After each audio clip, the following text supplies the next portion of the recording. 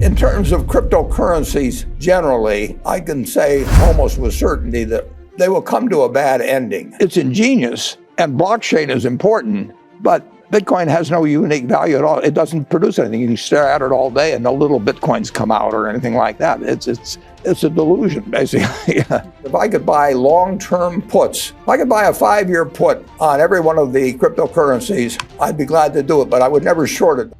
If people think they're going to make money the next day, and worse yet, if they think somebody else that they know is going to make money and they aren't going to make money, it just draws people in. At one point this weekend, you said that Bitcoin, and this was based, you were asked, Charlie said Bitcoin's like rat poison. You were asked about that comment, and you said, well, it's probably more like rat poison squared.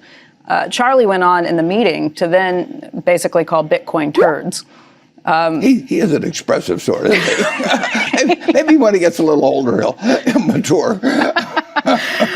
I just want to ask you about that because it sparks so much controversy, and particularly on Twitter and some of the places where you might expect people who are trading in cryptocurrency to be pretty loud about what they heard.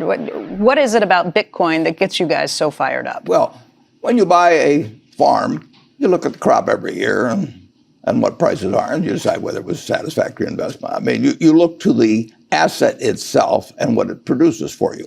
When we buy a business, we look at what the business earns and decide how we feel about it in terms of what we paid. But we are buying something that at the end of the period, we not only have what we bought in the first place, but we have something that the asset produced. And when you buy non-productive assets, all you're counting on is whether the next person is going to pay you more because they're even more excited about another next person coming along. But the asset itself is creating nothing. One of the interesting things, for example, is gold. If you go back to the time of Christ and you look at how many hours of labor you had to give up in order to buy an ounce of gold, and you take it forward to now, you'll find the compound rate maybe 1/10 or 2/10 of 1%. And then you have to insure it during that time and make sure somebody doesn't steal it from you and everything. But it doesn't produce anything. And productive assets, you can pay too much for a productive asset. But I bought a farm in the 1980s, and every year look at how much it produced the way of soybeans and corn.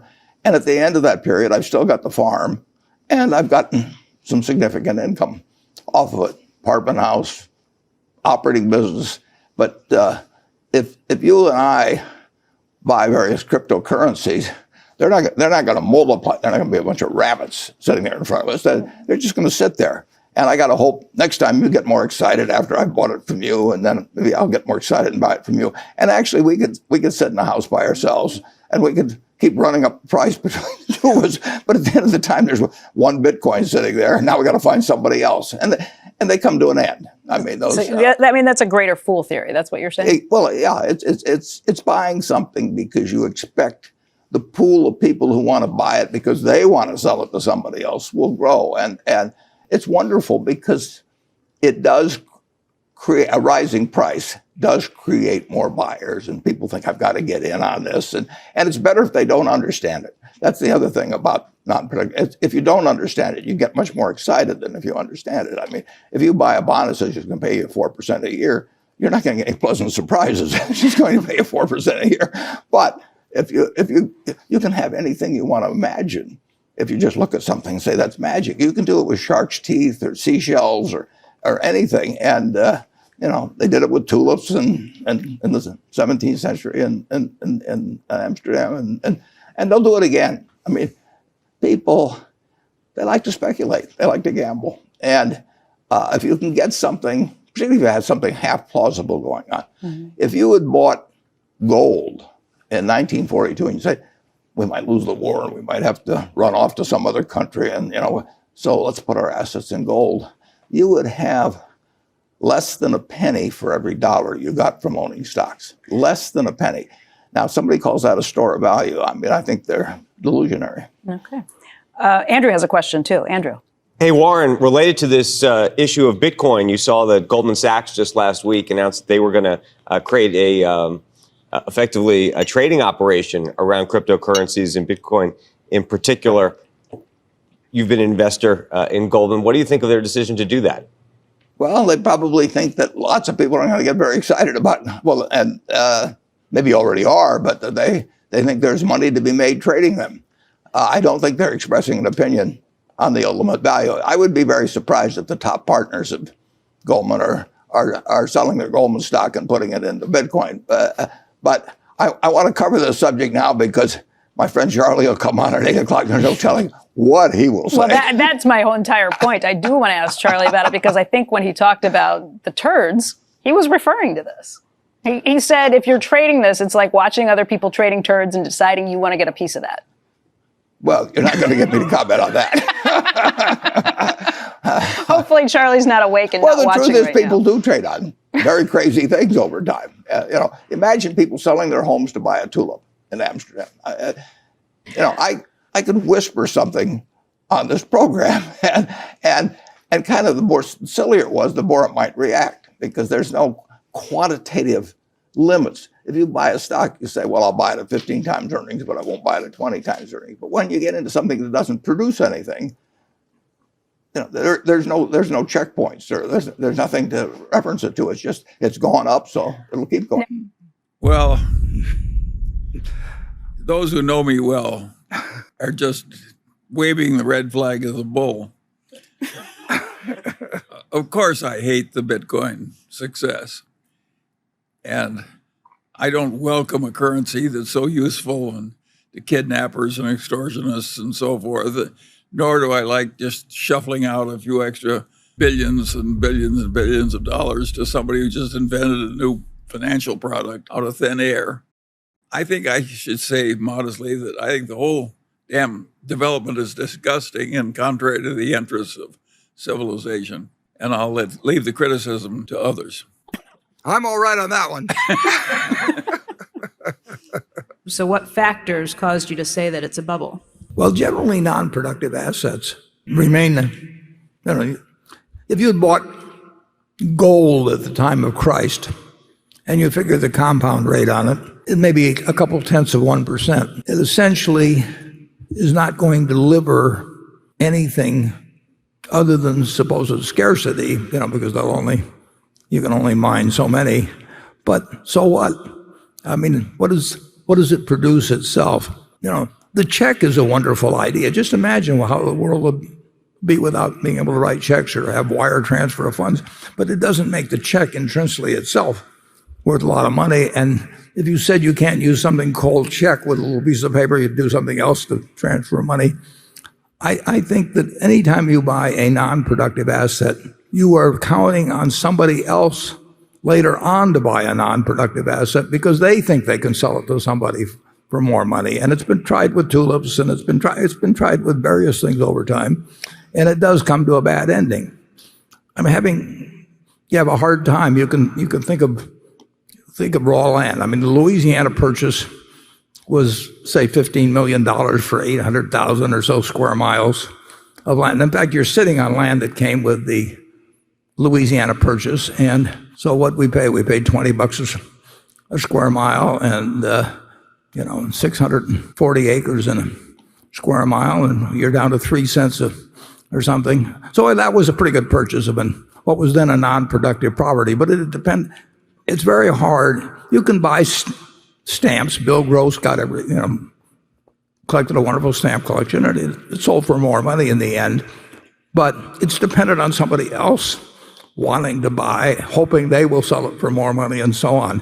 And in the end, you make your money out of productive assets. If you buy a farm, you try to estimate what the crops, what amount per acre of soybeans or corn or whatever may be raised, and how much you have to pay the farmer that farms it for you, and what your taxes will be, and various things.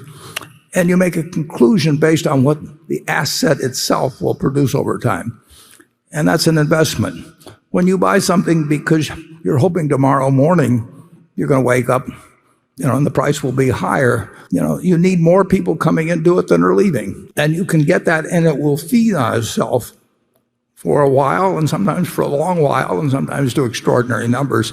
But in the end, they come to bad endings, and cryptocurrencies will come to bad endings. And along with the fact that there's nothing being produced in the way of value from the asset, that you also have the problem that it draws in a lot of charlatans and that sort of thing who are trying to create various sorts of exchanges or whatever it may be. It's something where people who are of less than stellar character see an opportunity to clip people who are trying to get rich because their neighbor's getting rich buying this stuff that neither one of them understands. It will come to a bad ending. Charlie? Well, I like cryptocurrencies a lot less than you do. And so, to me, it's just dementia. And I think the people who are professional traders that go into trading cryptocurrencies, it's just disgusting. It's like somebody else is trading turds and you decide I can't be left out. To the extent that we're being webcast around the world, I hope some of our stuff doesn't translate very well, actually. In terms of cryptocurrencies, generally, I can say almost with certainty that they will come to a bad ending. Now, when it happens or how or anything else, I don't know. But I know this: if I could buy long-term puts, if I could buy a 5-year put on every one of the cryptocurrencies, I'd be glad to do it, but I would never short a dime's worth. Have you thought about trading the futures to take a negative position on Bitcoin? No. You would not do that? No. There's no reason. I get into enough trouble with things I think I know something about. Why in the world should I take a long or short position in something I don't know anything about? So, we don't have to know what cocoa beans are going to do or cryptocurrencies. We just have to focus on 8 or 10 stocks businesses, basically, that we think are decent businesses. But I do think that I think what's going on definitely will come to a bad ending. I mean, you've got virtually everybody. I have a class, I have 11 schools coming on Friday. The questions will be on Bitcoin, and I won't know the answers. Although when we sat down, Warren, you did say, I should have announced that we were getting involved in Bitcoin this morning. Well, that is true. I mean, if that would be much more interesting to the audience that we were going to issue a whole series of cryptocurrencies tomorrow. But we aren't, believe me. And we don't own any. We're not short any. We'll never have a position in them. Lucas writes in, he said, did Justin Sun change your mind on cryptocurrencies? For anybody who doesn't know, Justin Sun bought the dinner or the lunch that you just had from the last Glide Foundation fundraiser. He is actively involved in Bitcoin. After that meeting, his PR people put out some notes saying that, you kind of listened to cryptocurrency and maybe you're a little more in tune with the idea of Bitcoin now. Well, I would say this. When Justin and 4 friends came, they behaved perfectly, and we had a good 3.5-hour dinner, and the whole thing was a very friendly exchange of ideas. But cryptocurrencies basically have no value, and they don't produce anything. So you can look at your little ledger item for the next 20 years, and it says you've got X of this cryptocurrency or that. It doesn't reproduce. It doesn't deliver. It can't mail you a check. It can't do anything. And what you hope is that somebody else comes along and pays you more money for it later on. But then that person's got the problem. But in terms of value, zero. So it sounds like he did not change your position. No, but I didn't change his either. And I had a very pleasant dinner, and those people they behaved more than well. And they gave Justin gave $4.6 million to Glide, and that will buy a lot of meals and provide a lot of beds for people in San Francisco. So I thank him. He gave you some Bitcoin. What's it feel like to be a Bitcoiner?